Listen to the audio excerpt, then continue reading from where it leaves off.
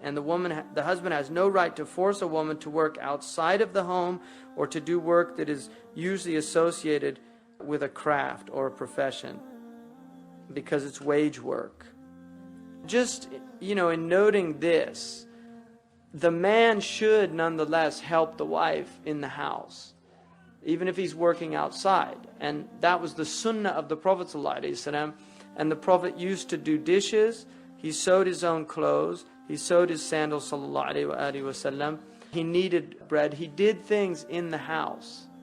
So that's important to remember, that you're doing it, it's a sunnah. And I was with a friend of Shaykh Abdullah al-Qadi's in the Emirates, and this little boy came in and he started playing with him, and he was saying, he'd make animal sounds, and then he'd ask the little boy, what animal is that? And the boy would say, and he was playing with him. And then when the boy left, he finished, he said, the Prophet ﷺ, he used to play with children, and I love to make the intention of fulfilling that sunnah before I do that.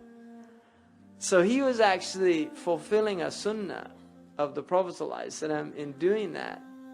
And that's why if you're in your house and you do that, and tahtasib 'inda Allah, that you just consider a reward with Allah, it's not a waste of time.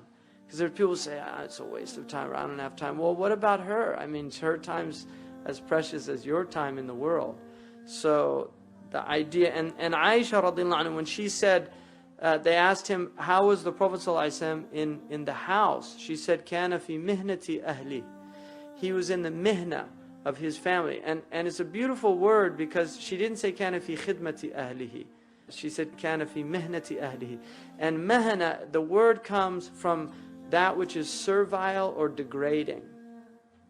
And the Prophet ﷺ would never do anything servile or degrading. But the point I think that she was emphasizing was that chores that you people might consider to be maheen, to be low things, he didn't elevate himself above them.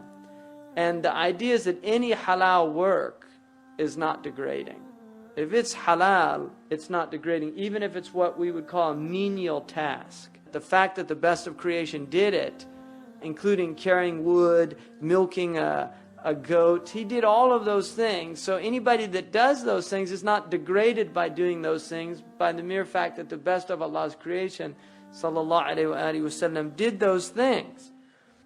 Qadi Abu Bakr said that the best things that a man can serve himself in are those things that relate to his own ibadah, like getting your own wudu water, those type things, preparing the ghusl. I mean, obviously in pre-modern times that was much, much more common in the world than it is now. But there are still a lot of places.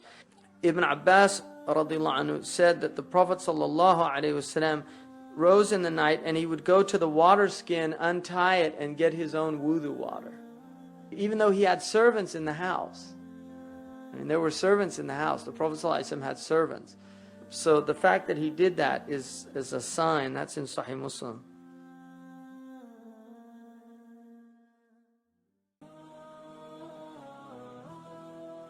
I mean, there's this idea that a lot of Muslims have that she's just supposed to do whatever he says and be this slavish, obedient servant in the house. It's not true.